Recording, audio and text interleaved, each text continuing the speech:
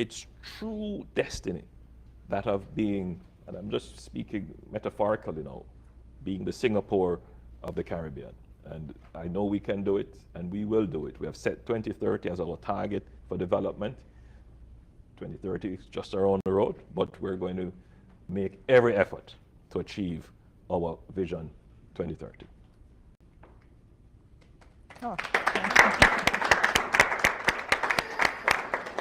thank you, Mr. Prime Minister. And we will now turn to the audience. And before I get taking any questions, let me just recognize our Consul General Oliver Mayer from Miami, Consul General Alcian Wilson from New York. We are also joined by our honorary consuls, Christopher Chaplin, Honorary Consul Christopher Chaplin from Philadelphia, Dr. Elaine Bryan from Atlanta, Mr. Lloyd Hyde from Chicago, Joy Stevenson-Laws from Los Angeles, David Sangster from San Jose, California.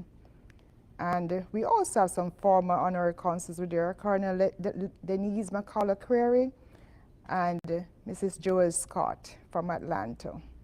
We're also joined by our Diaspora Northeast representative, Dr. Karen Dunkley. From the South, we have Dr. Alan Cunningham, and from West, we have Ms. Shauna Chin. We have heads of a number of very well-known and hard-working diaspora organizations, Dr. Joyce L. Alley, President of NAJASO, Mr. Rick Nugent, President of the Jamaica Association of Maryland, Dr. Maxine Foster, President of the Atlanta Jamaica Association, Dr. Elaine Knight, President of Jamaican National Association, Reverend Dr. Noel Godfrey, Vice President, Jamaica Nationals Association.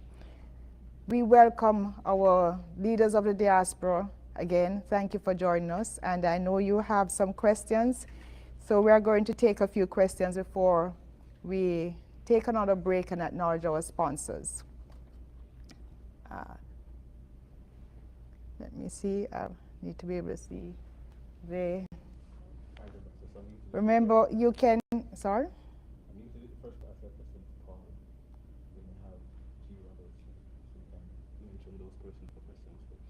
Okay. All right, so we'll ask Paul, did you have what's the full name? It's just Paul that is showing? Okay. Can you unmute Paul? Yes, can you hear me now? Yes. Full name is Paul McFarlane. Hello, Mr. McFarlane. Hi, Mr. Prime Minister, can you hear me? I'm hearing you loud and clear, Paul, loud and clear. Tremendous, welcome. Mute me again. My question is in the area of energy. Mute me again. I consider myself to be an amateur online energy researcher. It's very important that we are able to see. And I read where a few years ago you mentioned that Jamaica should target a 50% renewable energy source. And I was wondering on what basis did you arrive at that number? Because we have seen where some other countries have had severe issues with renewable energies. Once they get past a certain percentage of their grid capacity. And I'm just wondering how you arrived at that figure, if you could enlighten us. I would much appreciate that. Thank you for that question. The national target for renewables is 30%. Our integrated resource plan would have identified that as what the current grid could sustain, given the intermittency of renewable energy. But, you know, there's one thing we must be very careful of. We must never allow ourselves to be unambitious. I find that a lot of the conversation about what Jamaica can do, we tend to limit ourselves without paying attention to the ever-evolving technology that exists to make things that we think impossible 10 years ago possible now.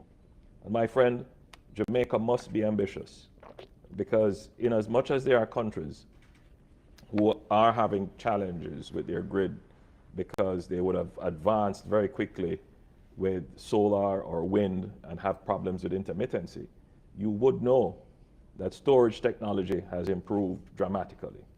The price of solar has come down. But more importantly, there are new technologies such as well, not new, but technologies which are becoming more prominent, pumped hydro storage technologies, which are being used right around the world and which are providing firm capacity from renewables. So our national target, based upon our integrated resource plan for energy, is 30%. We are now at 18%. But I have said to the Ministry of Energy, let us be ambitious and let us see how we can integrate new technologies, new approaches to reach the 50%. It is imperative that we do so.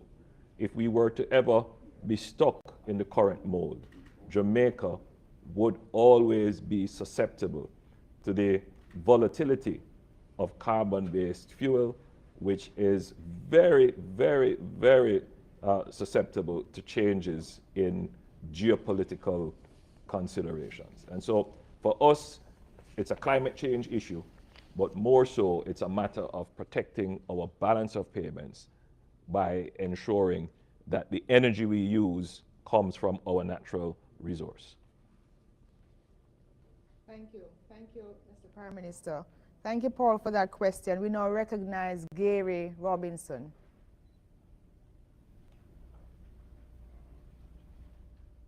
Mr. Robinson? Thank you, Ambassador. Good evening, and good evening, Prime Minister. My question is very brief. Can you yet foresee the time when all restrictions regarding COVID will be going away? Do we have any kind of visibility on that yet? Thank you. A very, very good question. There are some measures which will be with us for a long time. They will become part of our public health response. People, we do encourage persons to still maintain a certain level of alertness and maintain surveillance on COVID-19. And therefore, we still recommend that you wear your masks, you sanitize your hands, you maintain social distance. You have to be socially conscious about the disease. So those things will always be with us. But whether or not they will be maintained within legislation, the answer is, in short order, most of these things will go away. So we have lifted almost all the infection prevention and control measures that were in our Disaster Risk Management Act. And so I would say by the end of the month, most of them, that is the end of this month, end of April, most of them will go away. However, the requirements for quarantine if ill, the requirement for testing, for traveling, those may continue on for a little longer. But I'm optimistic based upon the figures that we're seeing coming out, the world figures and in Jamaica, that most countries seem to have the pandemic under control and it is receding.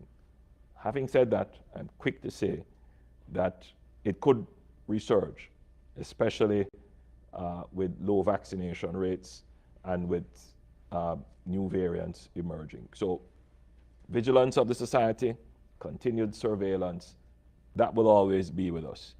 But we have taken a strategic decision that we're going to mainstream the management of the pandemic into a regular public health activity, and that the biggest response to the pandemic now is for the individual's personal responsibility for their health. Thank you, Mr. Prime Minister. I hope that will give you some encouragement, Gary. Thank you for your question. Thank you. We'll now call on a lady, Ms. Malika Allen. You have the floor. Hi, good evening. I'm a current student here in Georgia. My question is related to passport renewal, the ease of passport renewal here.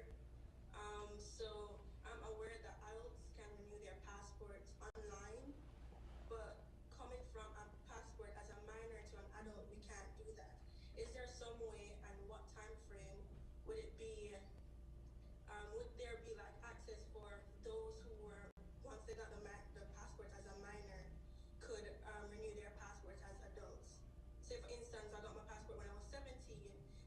to renew it now as an age 21, 22-year-old, would there be access online to ease that the way of like renewing our passports? That's best left to the Minister of Foreign Affairs and our consular service. We have to check with people. Yeah. Our Minister of Foreign Affairs is here, and she's going to answer the question. Unfortunately, she's not going to answer it fully. But she will say that PICA, and hi, thank you for an excellent question. Right now, online renewal of passports is limited to adults and adults only with machine readable passports. So you have to have received your passport after the point in time when Jamaica started issuing machine readable ones. If you have a passport on the old system or you have changed from minority to majority, that is you were a child, you're now an adult, they are not yet allowing online renewal. I don't have the timeline as to whether they are going to change that process, because I understand there's some security check that is a part of the system. And I don't know the extent to which it is technical or policy. So what we can do is say that we will check on that point with PICA and advise the embassy so that they can indicate or advise and provide an update either at the next Let's Connect or before that if they're already in direct contact with you. Thank you, Minister. And what I can also say is that we have online Dr. Bryan, the honorary consul right there in Atlanta. Dr. Bryan, we'll unmute you so you can just say a few words, maybe at your nearest, where's your location, so that Malika can know that in the interim, she can connect with your physical office. Dr. Bryan? Yes, I'm here. Hello? Yes, we are hearing you. Yes, that customer you're talking about is already processed. Okay, all right. So she's just inquiring for the bigger picture. Okay, thank you both very much for your participation. Well, thank you for raising that technical issue. These things are important. You see, sometimes there's just a lot of bureaucratic sludge that the questioning helps to push it through. Yes. Well, Prime Minister, thank you very much. Last episode, in recognition of our 60th year of independence, and for the really engaged relationship with the diaspora, we wanted to reward the participation while celebrating.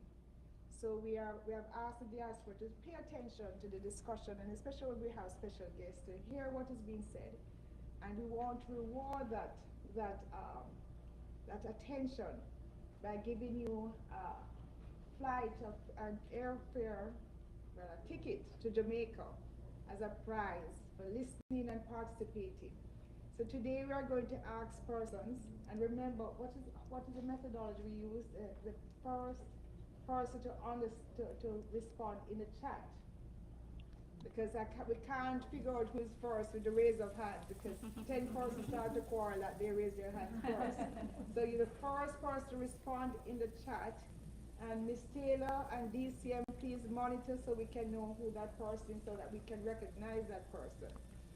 So the question I'm going to ask is, So tell us, no, you have to say, get ready to chat. On your marks. on your marks. So what I'm going to ask is the first person to tell us where we were with our debt to GDP. That's a tricky question. No, that's a tough one. No, don't use that one. There's several, depending on which agency, you might see different figures. Don't use that one. Where are we now with our debt to GDP? Didn't you give a particular figure? Yeah. Is that figure, will that figure be consistent? It's the figure from the Ministry of Finance. Yes. So persons will remember what was said. And somebody has answered already. so it's not a, if you're paying attention, it's not a difficult question. Okay. So who was the first person that answered? And that answered correctly, because there are several answers. Was it correct? Dr. Godfrey, we're trying to get to 60, but we're not there there yet. 60 is a target. Is a target. Yeah, we Where hope to get go? to 60, and we're on target too. You know, we'll get back on target for that. Miss Beverly East just called and said she had a wonderful trip from the ticket that she got on the last Let's Connect. So who is going to get the next ticket to Jamaica? Round trip airfare, courtesy of JetBlue. In studio is complaining. Are we able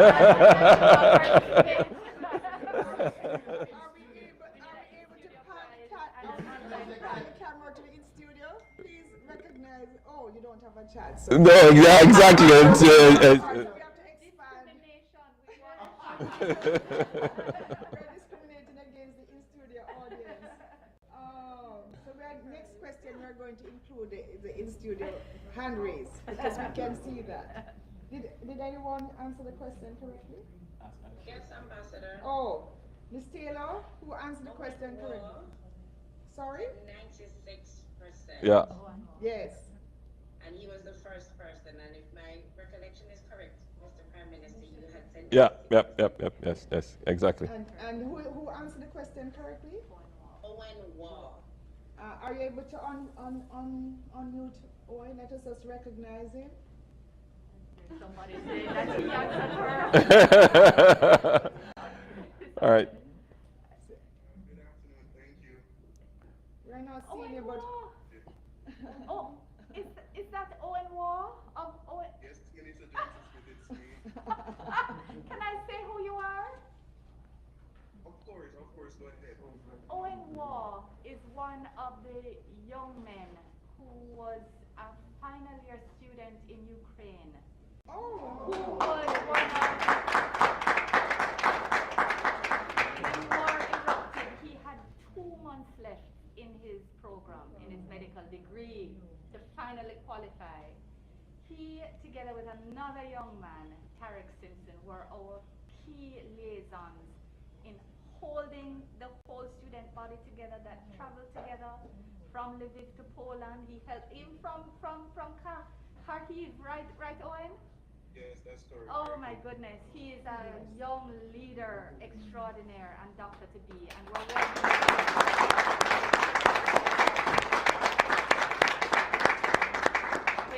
We've zeroed in on a solution through a diaspora connection that CG Wilson identified, and hopefully Owens well, first you have an extra ticket to come home before you even leave again because you're home to get your visa. But I just want to celebrate your strength of character, your strong decision-making skills, your community mindedness, and just wish you all the very best on this next phase. I'm glad you made it with us.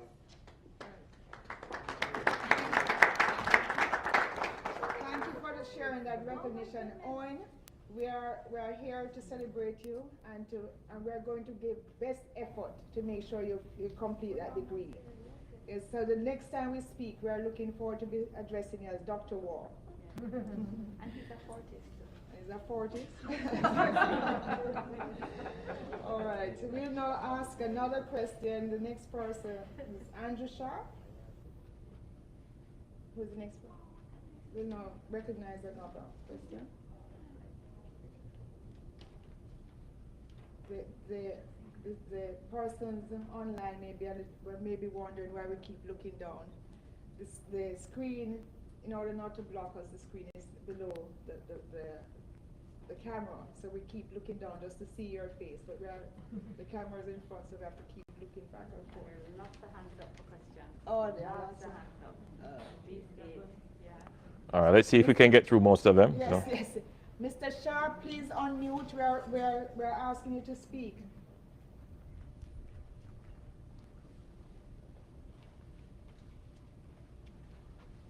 Thank you so much, Ambassador, as always. We're so excited for the engagement. Mr. Prime Minister Holness, so glad to hear from you and have you here in the diaspora. My question is about digitalization and ICT. When will be there a time frame in which the agencies will be digitalized? And also, another question is with regards to donation. Will the government consider waiving all goods coming in from 501c3 non-profit organization in the United States and from other diaspora areas for us not to pay any duties on donation that we're contributing to the government and to various agencies? Two very good questions. Let me start my answer with the digitalization query that you raised. The government. Go ahead. Oh, thank you for that. Thank you for your question. Two very good questions. And let me start with the digitalization question first. Digitalization, it's not a destination that you're going to say, I am there. You're going to always be in a process of digitizing as the technology improves. We have set a target for our country to be transformed into a digital society. And that means moving all our processes, our administrative processes, all of our processes onto a digital platform. And that is ongoing. The basis of this transformation is our national identification system, which means that all Jamaicans, including members of the diaspora who qualify, will have a unique identity. And that unique identity will enable Jamaicans to travel and transact on the information highway. And so what that does is to bring transactions to online platforms. It reduces the time for authentication and verification of identity, and it gives confidence to transactions without having the person physically present. And so we're well on our way with that. We've passed the legislation, we're putting in the technology, and this year we will start issuing our unique identities. It's very important also for the government to know who its citizens are so that we can plan for them. And it helps with the targeting of resources. You would have seen through COVID.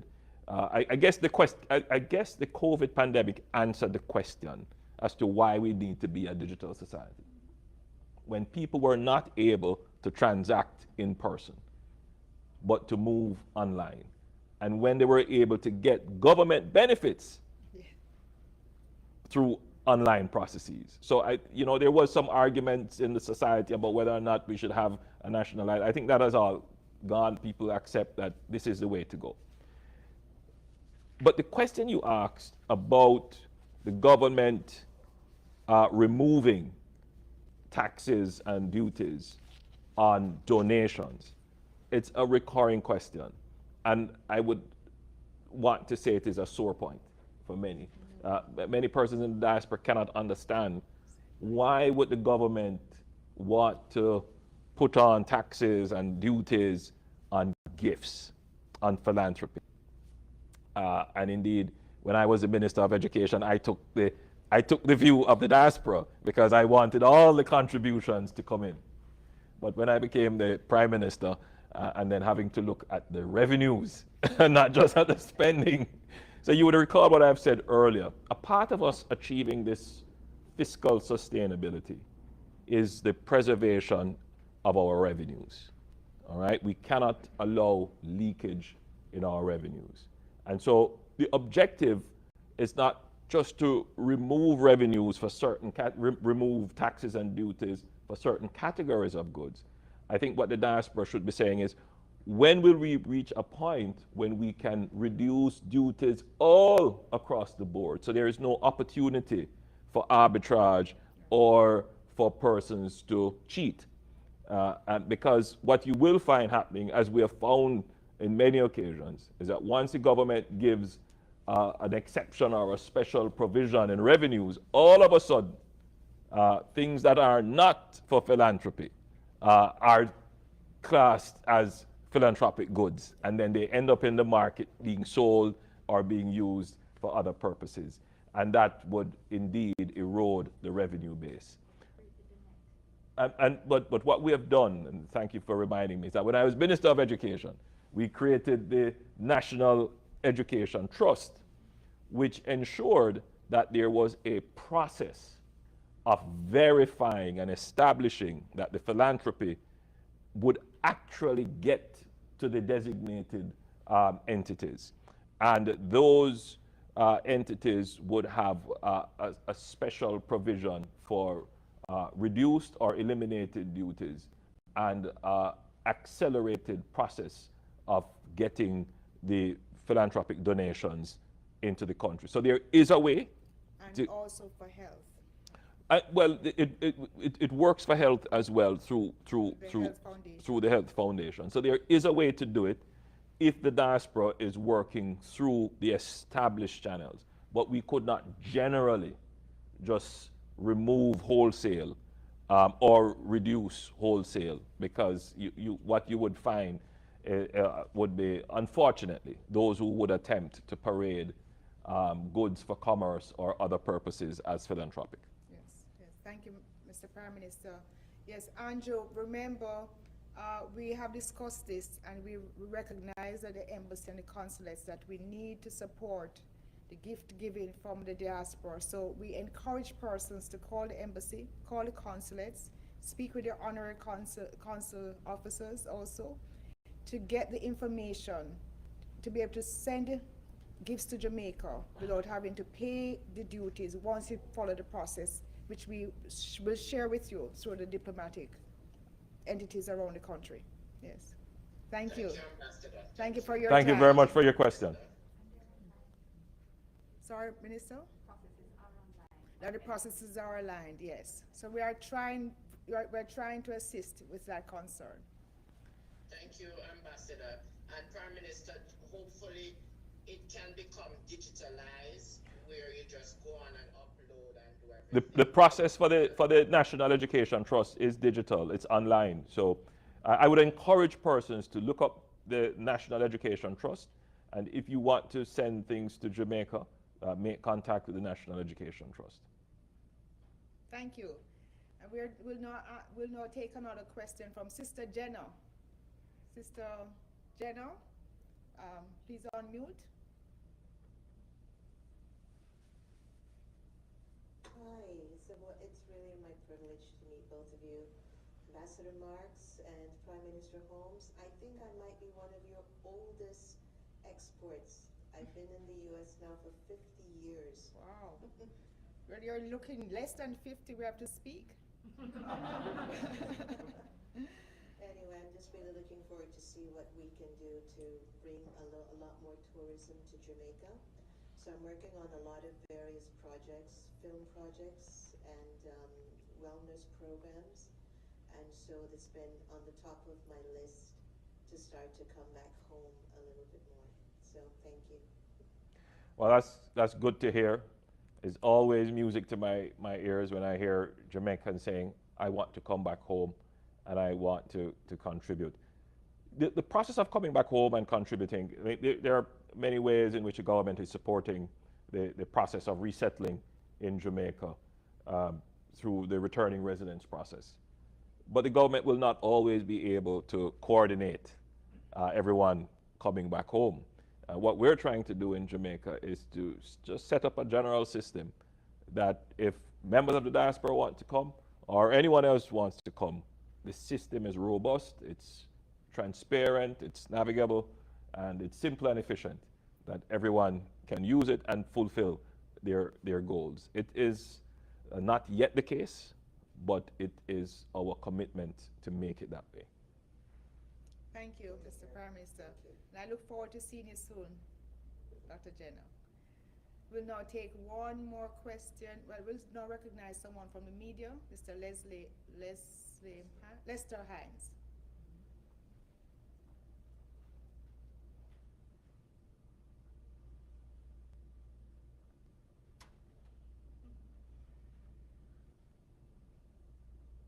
Ask his name.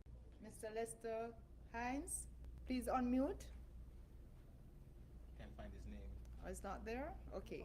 We'll move on to the next question until we can locate Mr. Hines. And we'll now recognize Mr. Dean Roden.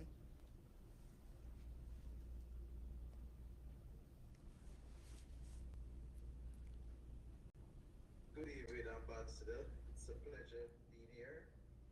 I don't know if tonight I'll get the 1% to make it my 1,000% attendance to all of your forum. It's an honor, Mr. Prime Minister. It's a pleasure for me. See that the last time I met you was at right in front of King's House before you were Prime Minister. And I shook your hands. So to see you today, it's really an honor and a privilege representing Jamaica over the years. I just want to update you what the diaspora have been doing. The Northeast, we have been collaborating with the August Town for over the past 2 years. We have been working with the children in Jamaica. And as you can see over our head, we start celebrating our 60th anniversary jubilee. Especially August Town going to be 184 years anniversary. So the diaspora is very actively working with them with intervention, the crime intervention program, both scouting and other programs. So I just want to update you that we're very active, and presently one of my biggest tasks, most of these things have to go through with technology, and it's computer, it's things. So we need, as what my fellow Mr. Shaw said, to get things inside, come to these students to participate, for the diaspora to be active, involved with these youth programs. And it's not only in Augusta, it's right across Jamaica. We have children from Westmoreland right across that participate every Tuesday. They are online. The diaspora collaborate and sponsor this program. So I'm just going to keep you updated that we're very actively working in the community. Despite of all the things that is happening down there, we're still doing the intervention program. Thank you, Mr. Roden. No, I mean, I want to thank you for your efforts and work in the Augustown area. Augustown, as you've mentioned, is a historic community. Bedwood and many other icons of Jamaican culture have come from Augustown. Unfortunately, it is an area that is captured by a very small number of deviants who seek to make life miserable for all the good people of Augustown. But we have never relented, and we will not give up on those areas. We have measures in place which are working to keep the peace in the area, and I'm confident that Augustown will emerge as a peaceful and prosperous community. Thank you, Mr. Prime Minister. We'll now recognize Dr. Dice, Dr. Dwayne Dice.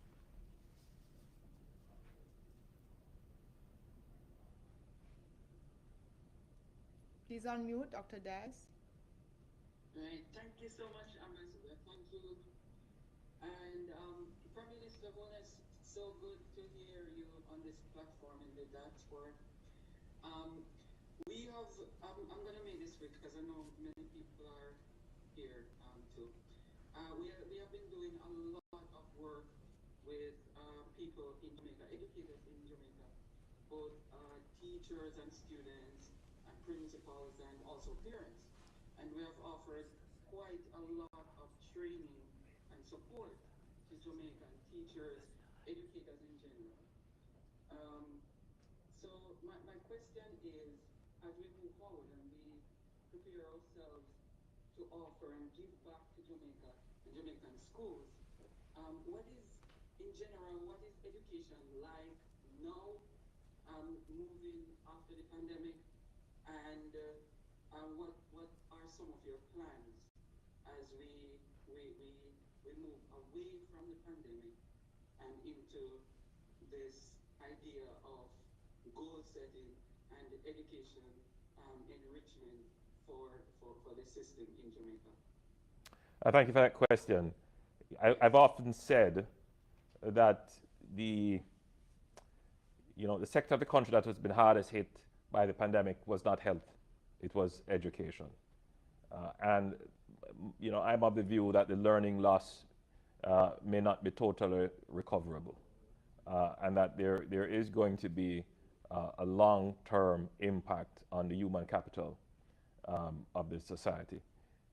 Nevertheless, the Ministry of Education, even during the pandemic, found ways and created modalities to keep our students engaged. It did expose the weaknesses of our telecommunications infrastructure, but on the other hand, it ensured that the government moved very quickly to close those gaps. And so now, as a result, we have a broadband policy and a very active implementation team to ensure that Jamaica has a robust broadband internet system across the island. And that is working, and that will, in fact, in the future, be very important in our response in terms of recovering the learning loss. Presently, we are now fully back to face-to-face learning and teaching, and we have implemented special programs to find our children and bring them back into school, because the truth is that for many kids, after 2 years being out of school, they have lost the routine and the discipline.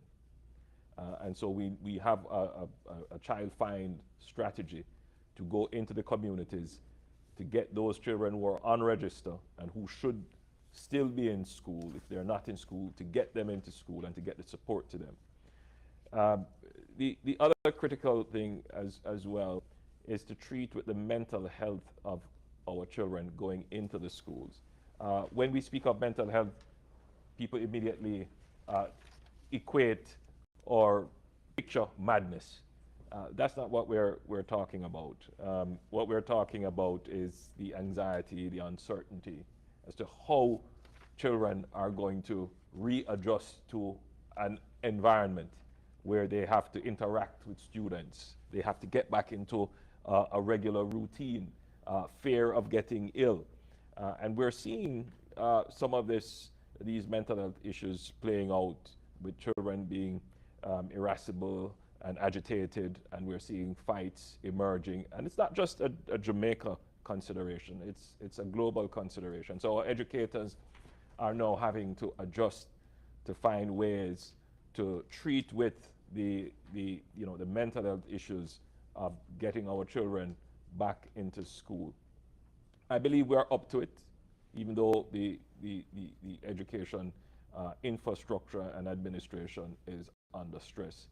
But the bigger picture perspective, the government recognizes that our current education structure cannot sustain us in the fourth industrial revolution. We're way behind in terms of the socio-emotional intelligence skills that are needed to properly articulate and maneuver and navigate this new space, this new cyber-physical existence.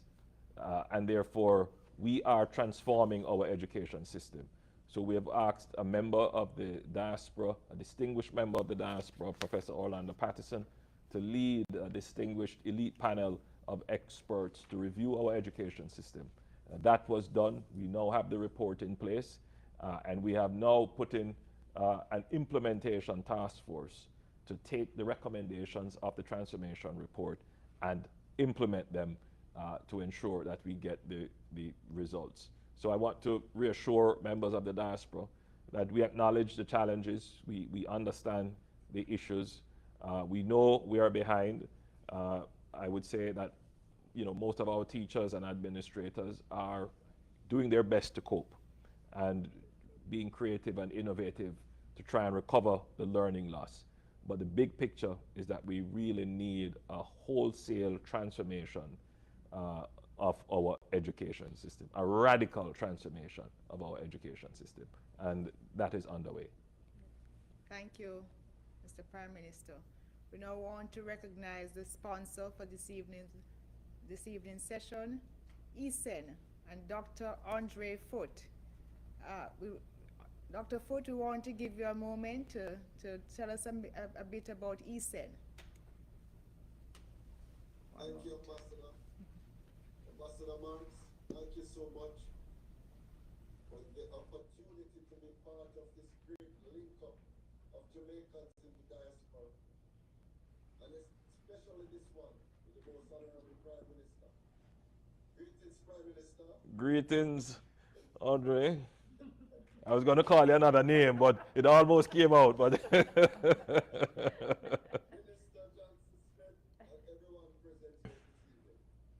Ambassador, Jamaica Connect is your brainchild, and it is no wonder you were so excited when I told you about ESEN, because ESEN is indeed the technological version of Jamaica Connect. Both ESEN and Jamaica Connect speak to a recognition of the cultural nourishment that members of the diaspora yearn to maintain their cultural identity. So what exactly is ESEN? ESEN is a platform that serves as an international business and services directory for members of the diaspora. It is indeed the diaspora's yellow pages. It therefore allows members of the diaspora to find people from their home country living in their area to utilize their services, hence providing a receptive niche market to service providers and businesses. So if you provide a service, no matter what, you list it on myesend.com so your people can find you. Example, if you're a plumber, a lawyer, an accountant, a babysitter, a caregiver, any service whatsoever you provide, you list it on myesend.com, and when your people in your area are looking for this service, they're easily found. Is there a cost, Doctor? Dr. Well, Foot? I soon tell you, Ambassador. ESEN is basically a derivative of ethnocentrism, which speaks to people gravitated to their own culture. So the name of the company is ESEN, but the link you go to register to find your people is myesend.com, which is myecen.com. We are currently testing the product market fit and proof of concept among our own Jamaicans in the New York tri-state area. So I want to urge all the Jamaicans in this area who have a business or provide a service to sign up. It's free now, but it is not for long. There will be a cost. The cost will eventually be $7.95 a month to list your service or your business. And if you're in other locations, go and sign up also. Because once we get proof of concept, Prime Minister, we're going international. All countries, all languages. And we are prepared and ready for that already. So, Honorable Prime Minister, I'm excited because this is something that Jamaica will be proud of. So I hope we'll be able to meet Ambassador Marks and myself in New York for the official launch when this ESEN bus. Ambassador, thank you again for the opportunity and for your support. And to all the members of the diaspora, go to myesend.com, myecen.com, list your service and find your people. Thank you. Thank you, Dr. Thank you. Foot. Thank you, Dr. Foot. And congratulations on that innovation. We now have one more question before we take a break and ask for and give away another prize, another trip to Jamaica. So we'll ask Mr. Gary Hamilton to unmute. Hello, good evening, Ambassador. Good evening, Honorable Prime Minister, Mr. Holness. Great seeing you yesterday. Always, a wonderful feeling, meeting you and applaud you on the continuous work, great work that you've been doing.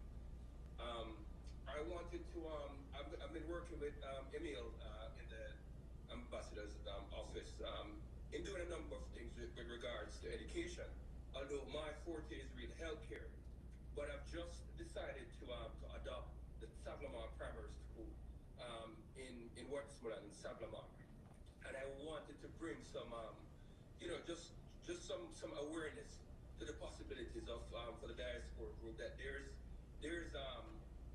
information out there that you can actually adopt different schools all over the country, and it's a partnership with NET, with the National Education Trust as well, and I'm working with Miss Simone Griffith. I have to give her a shout out. She might not be on the platform now, but during my tablet drive that I've been doing, and I've given away over 350 tablets, she has been tremendous in terms of helping me with the passage of tablets into the country. So, I know they talk about it earlier in terms of the challenge with respect to nonprofit and getting clearance for nonprofit goods, but I think there's really good avenues, and the net is really a good avenue to really help with respect to that. But I wanted to bring awareness to, I would love if the diaspora can really reach out and really adopt some school. And the reason why I'm pushing education as part now, because as the Prime Minister said,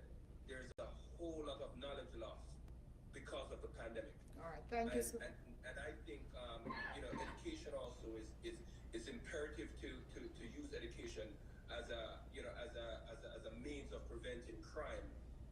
The more educated most these kids, unattached kids are, it's really a platform to really to build a better Jamaica. So if we can push that in getting those schools adopted and really try to solve some of their needs, I think it's a great way that the diaspora can really help Jamaica at this point. Thank you. And push us beyond the pandemic. Thank you so much, Mr. Hamilton. I noticed you didn't have a question, but good work, and we appreciate you. So, Prime Minister, I don't know if you wanted to comment on that, but I'll still just take another No, question. I just want to congratulate Mr. Hamilton on the work that he has done. Some of those tablets he gave to me, and then I gave it out. So one of the good things the pandemic did was it quickened the pace of digitalization and the assimilation of technology. So before the pandemic, we had a deficit of about 250,000 devices for students. And since the pandemic, we would have literally closed that gap in giving devices for connectivity to students. And much of that would have come from members of the diaspora who just contributed to the process, in addition to what the government would have purchased. We pretty much mobilized over 200,000 devices during the pandemic. So I would suspect now that, I would say more than 80% of the education cohort that would require a device would be in possession of a device. All right, well, thank you so much again. We're still going to ask one more question before we take a break. Any of the students here have a question? No? All right. Well, think about it, and let us go straight to someone new, Mr. Delroy Morgan. Please unmute. I don't think we have had a question from Mr. Morgan since the program has started. Yes, good evening, Madam Ambassador and Honorable Prime Minister. My question is, there are a number of Jamaicans here in the U.S. that often think about coming back and starting businesses. And I was just wondering if you could talk about what specific objectives you're pursuing to encourage businesses to come back to Jamaica. And one of the primary things that's always on folks' mind is the crime situation. So how you are managing that and making sure that encouragement is there. Thank you. Thank you. And before you answer, Prime Minister, are you related to Professor Morgan? No, but no. Okay, no, sounds so alike. Interestingly enough, I teach as an adjunct in finance and accounting. Okay, very nice, very good to meet you. Go ahead, Prime Minister. Thank you for that question. I mean, this is a recurring question. What is the government doing to attract businesses into the country, specifically from the diaspora? Just to be clear, what the government, to repeat the point, what the government wants to do is to create a business environment that anyone who wants to come and do business in Jamaica can come and do business in Jamaica. We make special provisions for returning residents in their private capacity. Now, specifically as it relates to crime.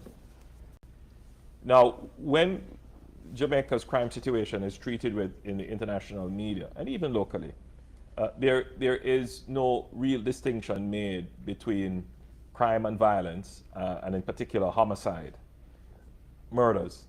And whilst homicides may be increasing or very high, the truth is that all other crimes are going down and have been going down consistently for the last 5 years. So, and that is as a result of improved law enforcement efforts, integration of greater technology, greater surveillance efforts, greater capacity in protecting our borders. Where we have had a challenge is in treating with this problem of gangs and the criminal enterprises in which they engage. And that has been focusing the minds of Jamaican law enforcement and our national security experts. And we are confident that we are putting in place the measures that will result in a sustainable, long-lasting reduction in homicides in particular, which tends to overshadow all the other successes that we're making. All right, thank you, Mr. Prime Minister. We also want to recognize another sponsor, Kid Mix Photography, for the streaming. Thank you. We'll take another question to give away another ticket to Jamaica. Minister Kamina Johnson-Smith will ask the next question. Minister? Just to confirm, Prime Minister, did you name the chair of the Education Transformation? No, I didn't name. Oh. No, I didn't name the chair. No, what I did, I did name the chair of the Transformation Commission, not the Implementation Commission. No, right. that's fine. Right, that's the one you want That's to guess. fine. Right. So is this for in audience or? In audience and online. So in audience is who will raise their hands first. Please look out at me. That's going to be difficult. That's okay. So I guess we have to remain online. No, Sorry. remain No, we online. have to remain online. So the question is, who is the member of the diaspora who chaired the Education Transformation Commission appointed by the Prime Minister last year? Did you hear that question, everyone? Let me repeat it. Who is a member of the diaspora?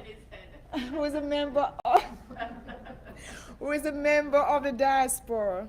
Who was repeated minister with the mic. Gonna repeat again. Oh, it's there, but oh, people are answering. The first correct answer has to be there. Okay.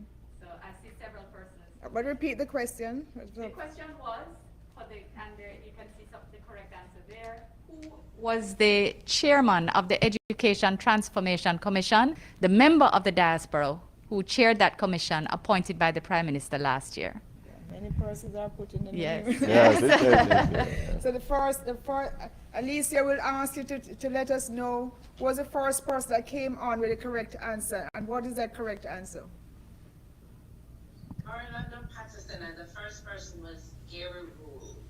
Oh, Gary Rule came on with Professor Orlando Patterson, and that's the winner of a prize trip to Jamaica, courtesy of JetBlue. Gary, please come on. Let us say congratulations for listening and participating. Thank you so much. Thank you, Ambassador and Prime Minister Holness. I'm Dr. Gary Rule. Thank you. Yes, we look forward to. To go back to Jamaica to volunteer on that commission.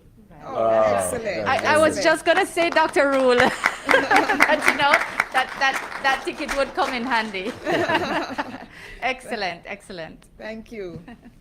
So we'll now ask another question from a member of someone new, Dr. Claire Nelson, outstanding diaspora leader. Let us unmute, Dr. Are you seeing me? Yes, we are seeing you. Okay, so I have two questions, but one is more important. Thank you. yes. As you know, we have launched a campaign to try to get Marcus Garvey exonerated in the United States. I have a double-barreled question. We have a situation in the country where inequality gaps are going larger and larger and larger. So, two things. One, did this question come up in the conversation with the Vice President's office? Secondly, how is Garveyism being moved from the dustbins of history and put on the table in terms of entrepreneurship being taught in schools, Garvey principles being taught in school, that might seemingly help to build the base of a value system which we seem to be losing quite rapidly in terms of our young people understanding the heroes are not just pictures on a money bill, but they're actually real people who did real things. And since Garvey left such a wealth of information, when might we see Garveyism being taught, especially as we're talking about moving towards reparations and removing the Queen, but we're still not teaching the principles that will give us the future we want. So where's our vision, if you will, for future Jamaica 2062 as we celebrate our 60 years? Thank you, Dr. Nelson, for that question.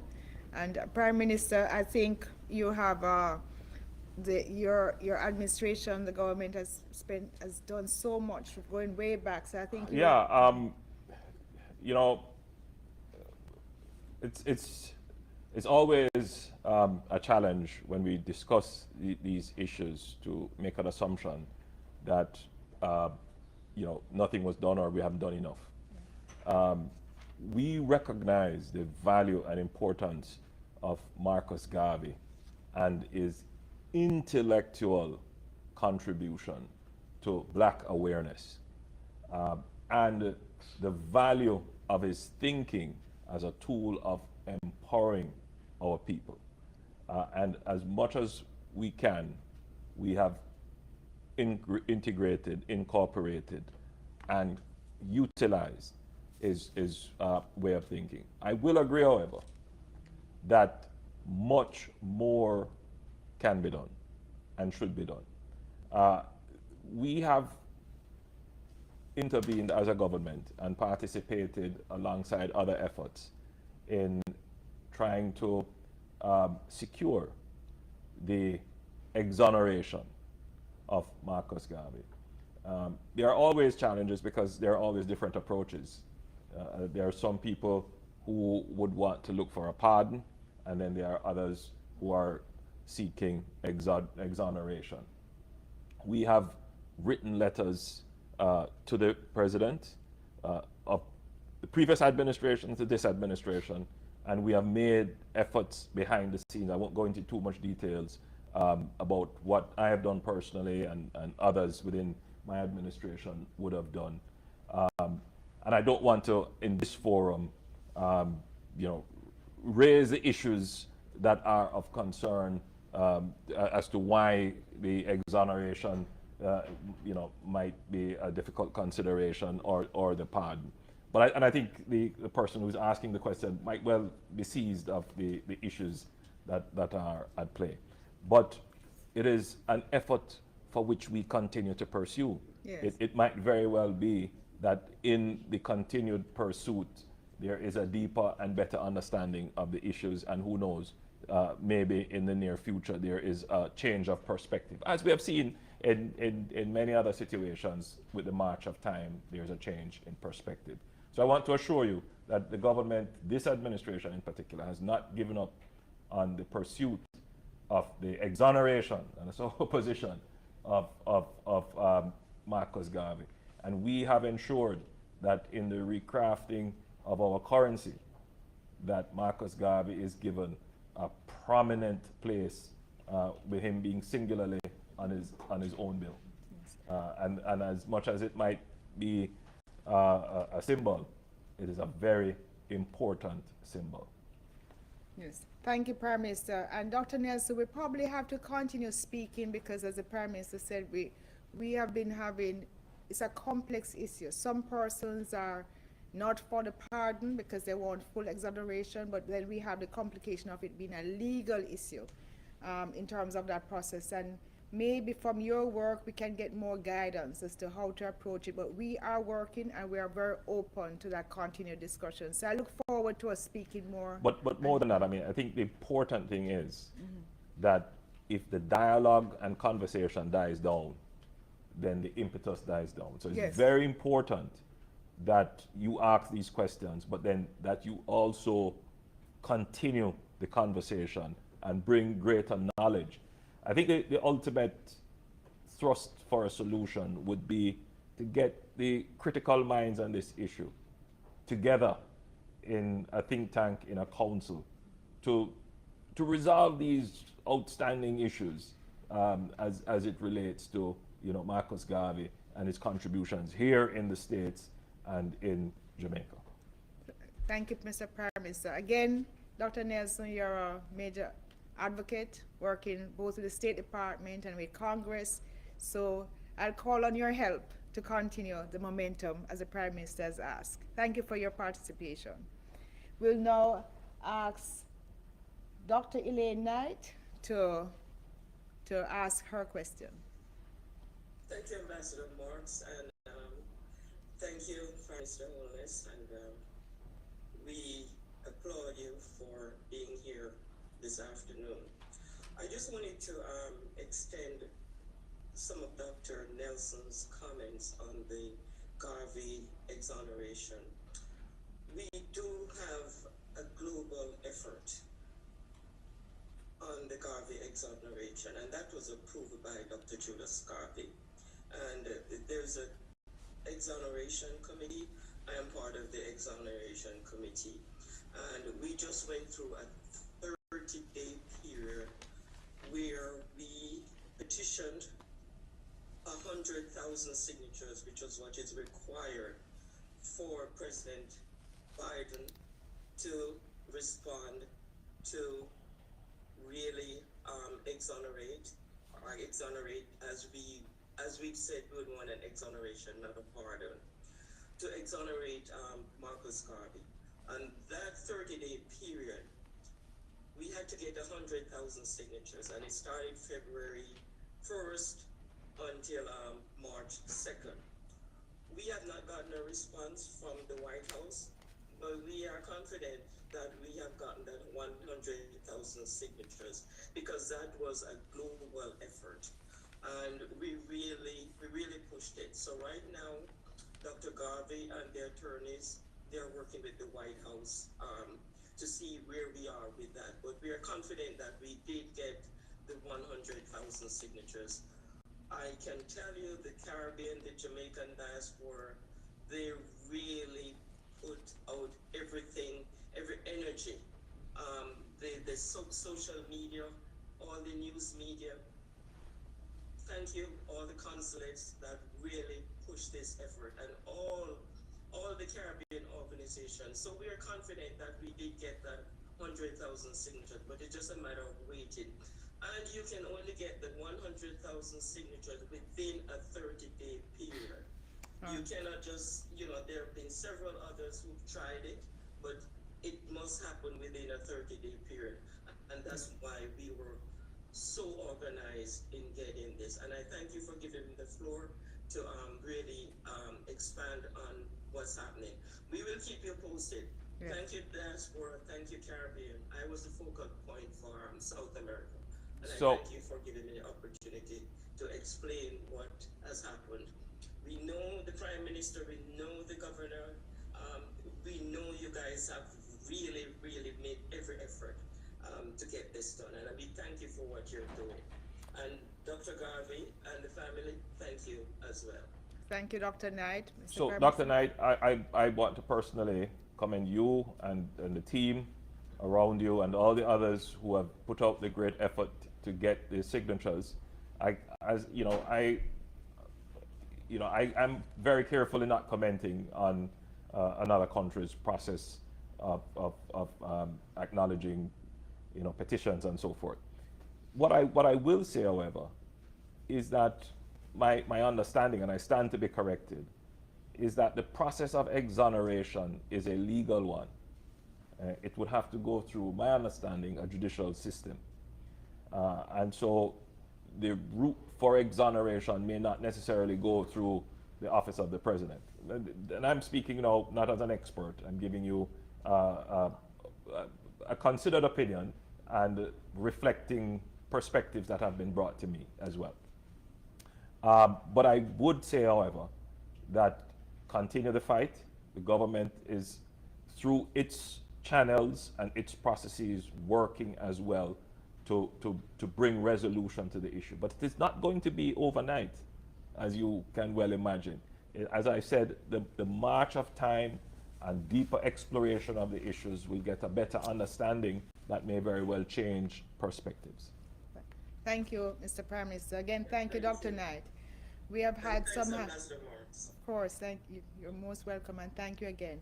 We have had some hands that they're up for a long time. So good things, electronic hands. They'll be quite tired by now. And one such person is Donovan Bailey, strong diaspora member from Pennsylvania. Could you unmute Donovan?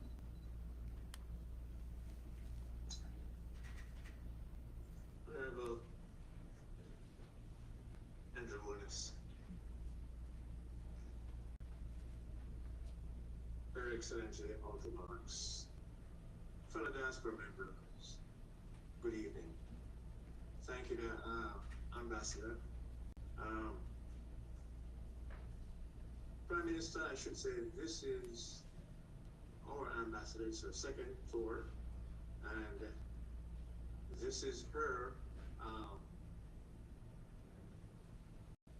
I should say, her program in reference to keeping the diaspora informed, continuing to what's going on between Jamaica and the rest of the diaspora. I have two questions, or I should say, let me keep it to one. The GDP, Jamaica's GDP. We have quite a bit of products in Jamaica that can be expanded to generate or increase our GDP in Jamaica by putting more emphasis into it, such as agriculture. Has the government thought about promoting more local farming there in Jamaica so that they can get crops, their products, through the diaspora? Greece is doing it, through other countries in reference to canned products. Have the government thought about funding local farmers in reference to getting more of the products from Jamaica out into the diaspora, to the rest of the world? Thank you, Mr. Bailey. Government thinks about this every day. This is, it's an everyday task. In reference to agriculture, there is no question in my mind that the fastest way to increase our GDP is through agriculture. But from that perspective to the actual implementation, there are many challenges. Challenges which stem from structural issues and challenges which stem from bureaucratic issues and cultural issues in how we practice our agriculture. What we have been doing is encouraging greater investment, capital investment in agriculture, because that is indeed the future of agriculture. And I'm happy to say that we're seeing greater interest from businesses in agriculture, moving into protected growing houses and greenhouses and hydroponics, and that is going fairly well, but still very slow. We're seeing a slow take-up, but a persistent take-up nonetheless, in the use of greater technology in agriculture. But in general, our agriculture still remains very vulnerable to issues of climate change. In particular, persistent drought in many of our agricultural areas and changing rainfall patterns. And these are things that will take time for us to be able to adjust to. The government is also seeking to ensure that our arable irrigable land are actually brought into production with increased irrigation acreages so that we can have agriculture at scale. These are long-term things, things that we have started to work on. You're not going to see the results tomorrow, but I guarantee you that within the next decade, Jamaican agriculture will be transformed. Thank you, Mr. Prime Minister. Thank you. Now, in the interest of time, we are going to take the last 3 questions and then ask you to answer as we wrap, as we look see. And then the last question from a student here in our audience. So let me just ask, Prime Minister, we just ask the questions. Sure. And then we take notes. take notes. Yes. No, I have a piece of paper here. So we are going to unmute Claude Edwards, a young representative, Crystal Warren, and we are going to end, well, 2 more persons, Winsome Radcliffe, and end with Reverend Maxine Foster, who gave us prayers. Could unmute those persons. Mr. Edwards, please go ahead with your question. We are just about running out of time. Unmute.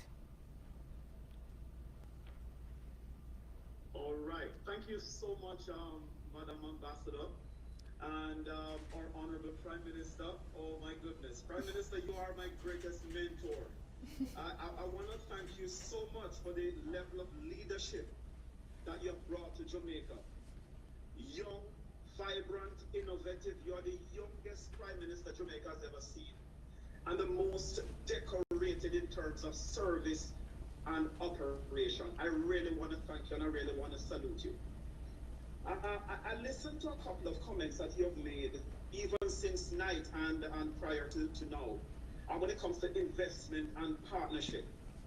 I am the representative for Alced Power Company in New York City. I'm in charge of the Caribbean projects.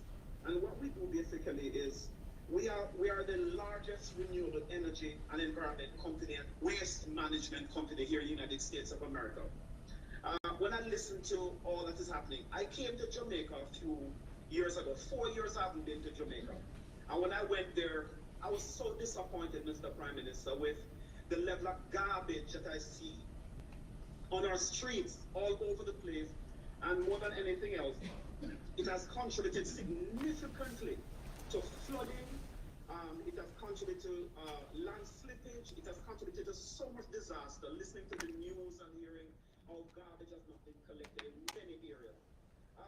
I spoke to my CEO and I told him, I beg him please. I said, I would love to follow the Prime Minister and invest in Jamaica to see if we can clean up Jamaica. And he said he's going to think about it. They had a meeting and we sent you a letter. We sent a letter directly to your office, Mr. Prime Minister. I'm not quite sure if you received it because to date we haven't heard anything regarding that. And I would love an opportunity if we could be a part of the dialogue where we can help to eliminate landfill in Jamaica. Not only that, but to produce so much energy using our waste in Jamaica. That can really, really work for us. And also an opportunity for us to replace all those trucks you have there that picks up garbage. Green energy trucks. We have over 100 of them ready right now. Waiting. As soon as everything is all said and done, and we can invite someone from your office to come here to our factory, to our plant, to see what we are producing, to see what we can present, to see what we can do to help Jamaica.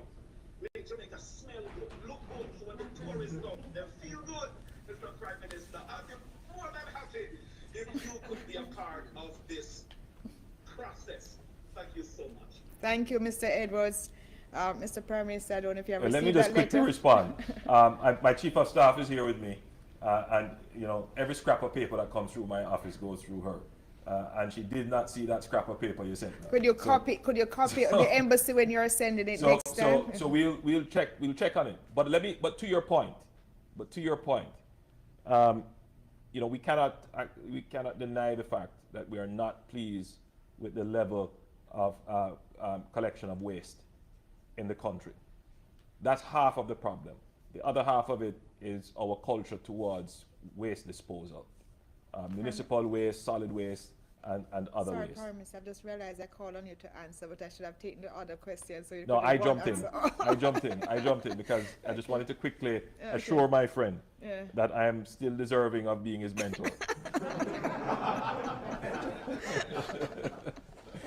So, 4 years ago, I put in place an enterprise team to treat with our problem of municipal waste, waste collection, and converting that, utilizing the full stream into waste to energy. We recognize that the problem is very complex. There are hundreds of companies like yours in the world who would love to come to Jamaica to provide us with the trucks, provide us with the waste to energy solution. The question is, who are we going to choose? So there has to be a process. When I speak to the diaspora, immediately people see the problems, but I also want them to understand that Jamaica is a country of rules, order, process, not for themselves, all right? We engage in this to get to the end result, but the bureaucracy is an important part of the democracy. And procurement and developing requests for proposals and so forth, that's very important. So we are engaged in a process of determining what we're going to do with our landfill, and we have agreed that what we're going to do with our, what's the appropriate term? It's not, we couldn't classify Riverton City as a landfill, and I don't want to say what it is, but what we're going to do with Riverton City, which is not a sanitary landfill. Then we have to figure out how do we divest the public-owned utility of municipal waste collection, and how that will work. You have mentioned, for example, that you have trucks that are green energy trucks. How do we convert that process, and who will operate it, right? And then we have to now find space within our electricity production to make that space available for electricity generated from waste. And we have found a space. We have allocated about 60 megawatts of electricity to be generated from waste to energy. We have identified new areas for sanitary landfills, and we're going through the process of how we can divest the government-owned municipal collection services. And then we have to figure out what would be the fees that would be charged and what would be the impact of that on our budget.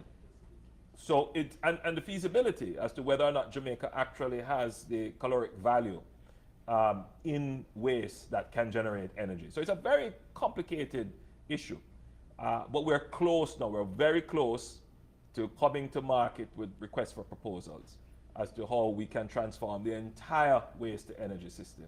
So the takeaway that I want the members of the diaspora to have is that, yes, we too see the problem, but as your government, we have to see the problem in the in-depth way, and we're going to do it the right way, that when it is done, it is a sustainable solution that I can then say to you, Jamaica has solved its waste disposal problem, and we can now pivot to something else. In the same way we have said, we have solved our fiscal issues, and we're going to pivot now to something else. You will note that for this administration, all the problems that have been so complicated, so frustrating, so embarrassing sometimes for us as Jamaicans, this administration is taking them on, not in light ways, not in trivial ways, but in ways that demonstrate deep understanding of systems and processes and sustainability. So I'm assuring you, my friend, that when you come to Jamaica in the next 4 years, the problem will be solved. And Mr. Yes.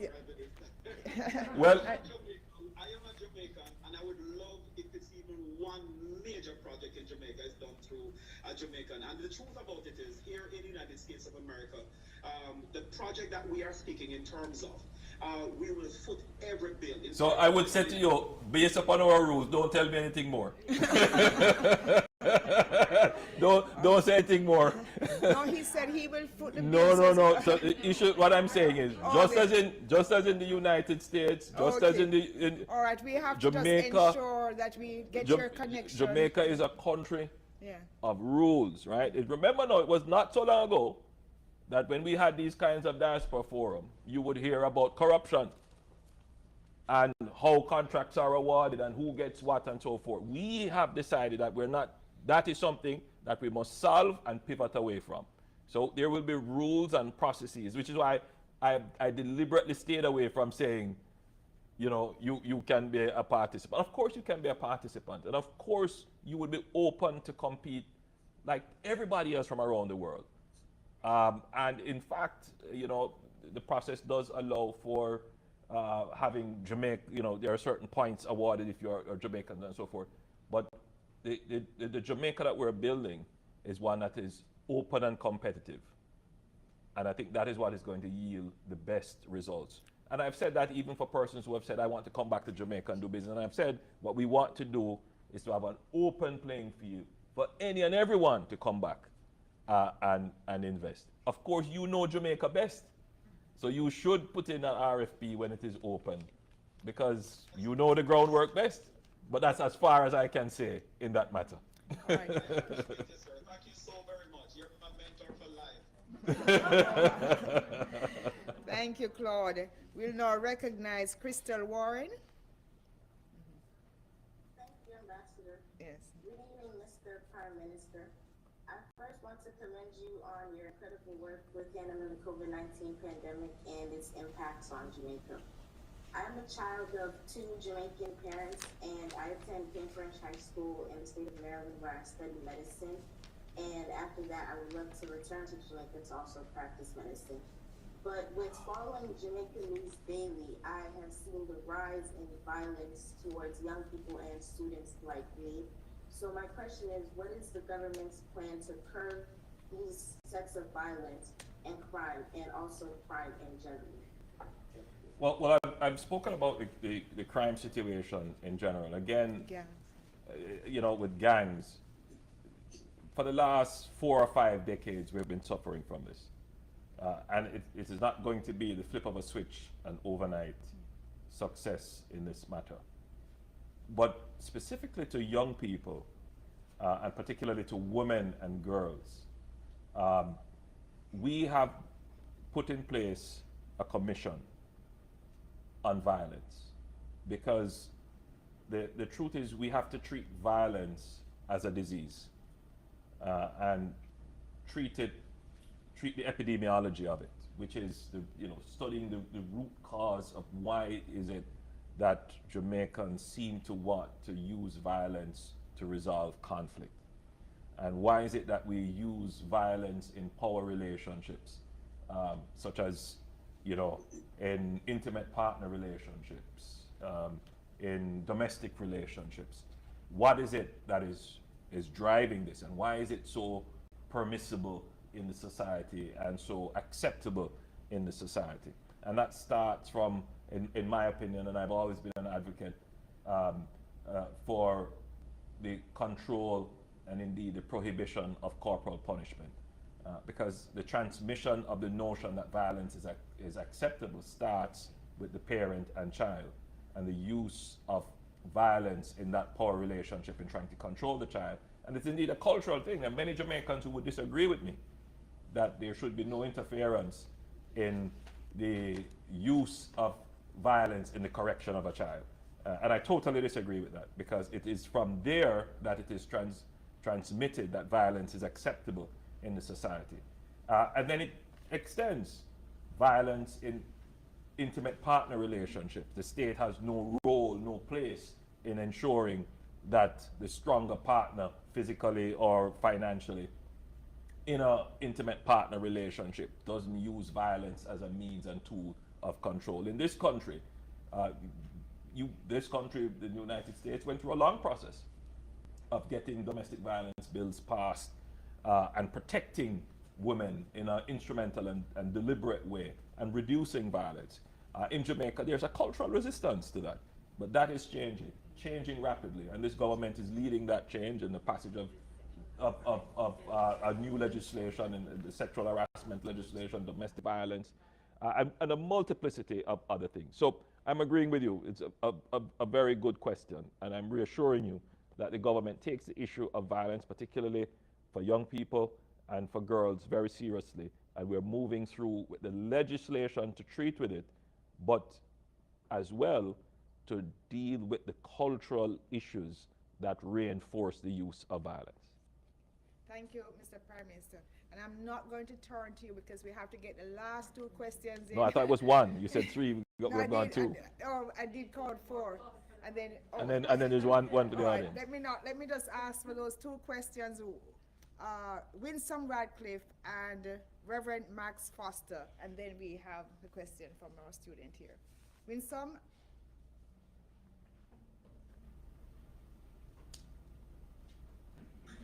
Hi, good evening. Can you hear me? We are hearing you well. Good to see you. Are you now a member of the diaspora? Yes, I am. I'm actually in the Cayman Islands, and we fall under the Florida Consulate Office. Okay. And Ambassador Mark, I must say kudos to your program that you have. Honorable Prime Minister, much big up as well in terms of the work you have been doing, and your young ministers, and the accountability that you have for your team.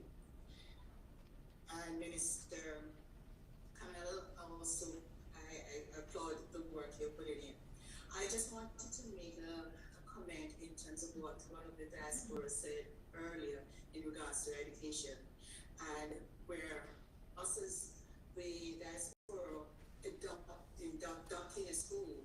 So if one takeaway can be done from this evening is having that program spared in a more structured format where we can reach out to the Jamaican global diaspora to adopt a school in Jamaica. And in so doing, we're looking at the all-round education of our children, not just the academic, but in terms of who we are. We spoke of the Gavi exoneration. That also, I believe, should be in the school, because that will bring some pride to who we are as people. And a nation who doesn't know who they are fall into where, we have this crime and violence. I was fortunate to have been able to address the school some years ago, and the group I addressed was the prefect. And it saddened me to see how it is that they resolve conflict. And that, these young ladies were speaking, how they do it is having to physically fight and defend themselves. If they're not taught to respect and know also who we are as a people, we're going to send out another batch of criminals into a society. So whereas we're working on stemming the current crime, we keep filtering out into the communities, children coming out of school. So if we can really start a school and engage in both psychological help going to these schools, looking at the academics in terms of the technology and implementing that. And it can be done, because one hand helping one, we build on that. And I really would love to see that program going, because it starts from educating our people. Oh, thank you so much. I always like when the cultural aspect we always take for granted, but unless again we understand that and the richness of the people we are, we will never get out of the slump that we're in. So I'd love for that program to be off. Thank you. Thank you for that offer and suggestion, Ms. Radcliffe. And we now ask Dr. Foster for the last question. Thank you, Ambassador. Thank you, Prime Minister, for being here with us this evening. Appreciate you taking your time to answer our question. So you touched on my question, and of course, Ms. Warren sort of started the question about women and violence. I also want to say thank God that person over there in St. Thomas that was terrorizing our girls have been caught. I was very pleased to see that news. But recently I was at my high school up at Morant Bay talking to the students about trauma. And my question is there anything that your administration is doing to help those children to have like a safe space or place? Because we could always try to help them and give them counsel, but when we're sending them back in the same environment, it's almost like non-productive. So I'm wondering if there's anything that your administration is doing to address the trauma that our children are going through, which has increased tremendously during the pandemic because, as we are quite well aware, many are home with their abusers, and school was an escape, and they did not have that in the past 2 years. Thank you. Thank you, Dr. Foster. And I will just have the last question here from in audience, from our young student. What is your name? I'm Bryan Lynch. Brandon, stand up and just ask your question. Okay, so hello everyone. Good evening to Ambassador Marks. Good evening to Prime Minister Holness. I'm a current junior biology major at Howard University. And first, I would like to thank the embassy for providing us with the opportunity to be here today. I'm an aspiring veterinary surgeon, and I didn't really want to leave my home country to study in America at first, but there is no real opportunity for veterinary study in Jamaica, so I was kind of forced to do so. My question to you is, do you see any new opportunities being created in the future for veterinary study in Jamaica? That's a very specific question for a very specific field of practice.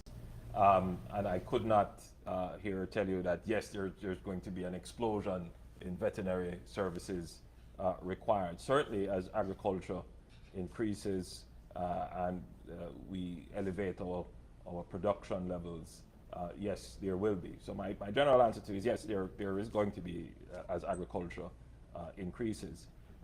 But there is no specific plan necessarily for an increase in the number of veterinary officers. But I say this to you, Jamaica has always been a net exporter of talent. And we are a migratory people. And in our history, the reason why we have such a large diaspora is that Jamaicans want to be in all areas of endeavor. So Jamaica will not for the foreseeable future have a NASA, for example. So an aeronautical scientist or so would have to travel. And that's something that we accept, that our Jamaicans who want to participate in professions with which we have no scale or scope in doing ourselves, and there is no shame in that. And in fact, we want our Jamaicans to go out into the world and become exposed. But what we also want our Jamaicans to do is to keep the connection, to give back, allow other Jamaicans to have the opportunity, and to keep building that community of Jamaicans and building that social and economic capital. We have been able to utilize the social and economic capital as we should, because it's right there, it's there, it's a multi-billion-dollar market in the diaspora with savings and resources, but we just haven't been able to mobilize it. I feel strongly now that we're getting to that point where we will be able to be attractive, not just to the rest of the world, but to our diaspora, that they will be able to come back to own a house, to want to live in a country where they can enjoy the culture and the lifestyle and the freedoms without fear and without threats. And that is what we are working for. So I'd say to you, pursue your career, pursue your goal, get your education in the field of your choice. Give back to your country, make your skills available, and be a proud Jamaican wherever you choose to live or work. Thank you, Mr. Prime Minister. And the other two questions. I'll allow Minister Johnson Smith. Minister Johnson Smith, could turn the camera to Minister Cameron Smith. Thank you. So just on the matter of children and the trauma that they may be experiencing, not only in respect of violence, but certainly there has been an increasing incidence of anxiety and other mental challenges as a result of COVID, the pandemic, where persons have had less opportunity for social engagement, and as you say, sometimes home with their abusers, and there's less opportunity for reporting, etc., and for surveillance, as is usually part of the responsibility of students and of parents and teachers and other caregivers with whom they would normally engage. There is an initiative, a 24-hour hotline that was opened last year through a partnership of the government with UNICEF and the private sector. So I'm just going to give you the numbers now so that you can share them with young people. Clearly, it's not a number that you can call from the diaspora. It's a 888, it's a toll-free number. 888 Safe Spot is the easy way to remember. 888 Safe Spot, and that is 888-723-7768. They can also send WhatsApp messages, because clearly if you're home and you're not able to have access, or if you're in a space where it is not easy for you to communicate quietly or privately, then you might have to send a WhatsApp if you do have communication. And that can be sent to 439-5199. Or they can send a message via Instagram or Snapchat to @SafeSpotJA, @SafeSpotJA.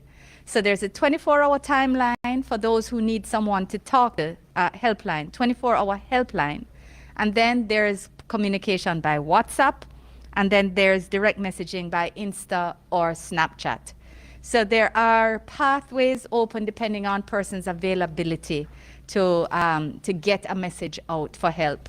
Other than that, of course, you know that there is the Child Protection and Family Services Agency, formerly known as CDA, which intervenes in the most serious, and this is where physical violence or neglect has been reported, and the children or teenagers need to be removed for their own safety, whether into foster arrangement temporarily, because of course the best place is always with a family, or into the state system until their family circumstances can be resolved, whether through relatives or through the immediate family. So again, Safe Spot JA is the initiative that was launched last year in partnership with UNICEF and the private sector, recognizing that these challenges are real, and we do need to be dealing with allowing our young people to have a path for advice, guidance, care, and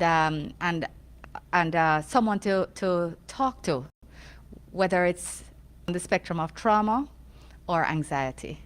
So thank you very much for raising that, Dr. Foster, so that I could also share this information. And Minister, thank you. If you could just continue with the call for the global diaspora to be involved in the Adopt a School program. Okay.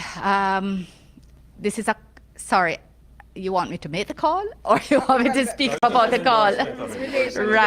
Right, absolutely. No, it's absolutely. The Adopt a Clinic program has been a great success, and Adopt the School is clearly a good model to be expanded and taken off of that model. We know that most people associate with schools that they went to, and therefore alumni associations tend to focus their attention based on the particular school they attended, and it's usually the high school and not the primary or the infant, which has made the structuring of the Adopt a School a little more different to tap into emotionally. But there has been attention on how it could be scoped and scaled with the type of, well, let's say, pickup or take-up that the Adopt a Health Clinic has had. So it's something that is being looked at, and I would encourage the diaspora and, in fact, the global diaspora to think about how they could focus their attentions on adopting a school, which is usually a 3-year undertaking. So it's not a small project here or there, but a 3-year undertaking where you systematically build the needs of the institution. So I'm sure there will be more opportunities to share great information on this program. And again, thank you for raising that, because it's an important way for the diaspora to contribute to the improvement of our educational infrastructure and systems. One last intervention, Minister, since you have the mic, to just speak about the Diaspora Conference. Oh, absolutely, because I was going to ask you for that opportunity before, so thank you very much. Just to remind the diaspora that your I'm not even going to call it biennial, I'm going to call it the Jamaica 60 Diaspora Conference is being held this year, 14th to 16th of June. And it will be hybrid again, because it really does facilitate more participation. We still encourage you to come to Jamaica, because there's something about being in Jamaica that makes the conference that much sweeter. And it's now, the Ministry of Foreign Affairs is now on the waterfront. So you will be downtown enjoying and being a part of the redevelopment of downtown, as we are, as a part of a neighborhood. We are focusing on digitalization as one of the major planks for us to look at, and we have some exciting members of the diaspora participating in that. If you have an interest in that, remember to email our diaspora department, Mr. Hall, Mrs. Rose Howell, Minister Campbell. I don't want to preempt them on sharing all of the details, because they have a program that they will want to share with you. An exciting one, 14th to the 16th of June, 14th to the 16th of June. So it's just around the corner. Mark the dates in your calendars, and remember, you will be able to participate virtually as well. So everyone is invited. Thank you, Minister. Thank you. And for all the questions that we couldn't answer tonight, the Prime Minister, please put it in the chat. We will ensure that you get answers. Again, thank you all so much for participating. I'll now leave the last word and the last question to the Prime Minister, because we have one more ticket for Jamaica. And since the last one, the last ticket that we are giving out, we are also going to add a hotel stay to that one, 1-week hotel stay. So Prime Minister, make sure it's a hard question that you are going to ask. A flight and a hotel stay at the wonderful Jewel Grand for 1 week. So Prime Minister, last word. All right, so this has to be a very difficult question. Yes. And you have to, and the question would have two answers. Yes. All right. So this is for the people online. All right. So I want you to think carefully now. Enter it in the chat. Think very carefully. All right. Don't give an answer until the question is complete. Name the first female ambassador from Jamaica to the United States, and the first female Minister of Foreign Affairs for Jamaica.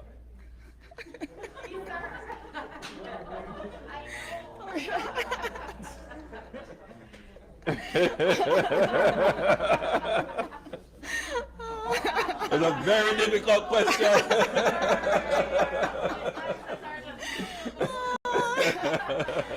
Oh boy. So, Prime Minister, we are proud of the fact that you are pushing gender. Oh, but look at the team. Look at the team. And did you have the last words that you would share while we get the answer? Ms. Taylor, who's the first person to answer both questions correctly. So when I visited with Vice President Harris she commented that this is the best team that I have seen so far to have come and visited with me. And you know why she said that? Because the entire team was women.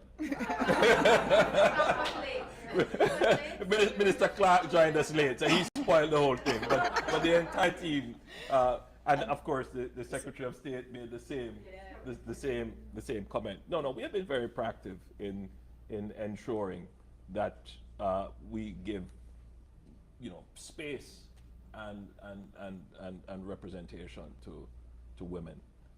My own view is that the perspectives that women bring to problems are far more comprehensive, far more rounded, and takes into consideration much of the emotional and psychosocial issues that give you a better solution, really.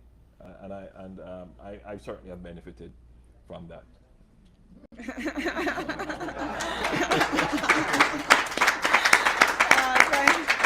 Thank you, Prime Minister. So I want to thank the members of the diaspora for your continued support, your efforts, your concerns, and don't feel afraid to express your frustrations, your disappointments. It is a part of the process of building a stronger Jamaica. Thank you, Mr. Prime Minister, and thank you for your time today.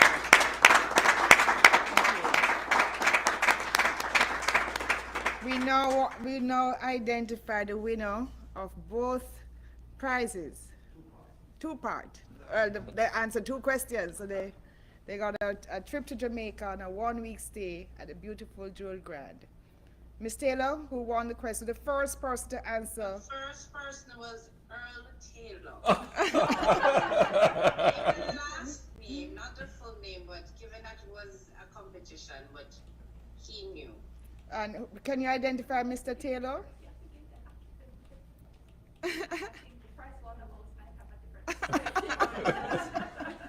Price Waterhouse is saying that you needed the full names. Mr. Taylor, congratulations for getting that very difficult question correct. Can you hear us, Mr. Taylor? It's now 3 a.m. in the morning. You deserve it. In Namibia. You are where? Namibia. Oh, wow.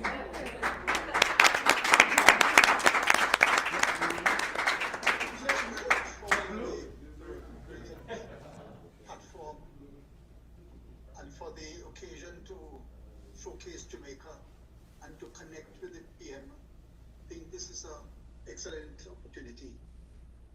But we should look a little bit also to the non-American audience. Thank you. Thank you, and enjoy your trip. Dr. Taylor. We look forward to Professor hearing. We look forward to hearing from you, and we trust that you'll enjoy your trip to Jamaica. Thank you. Thank you all, and have a good night. Until next time.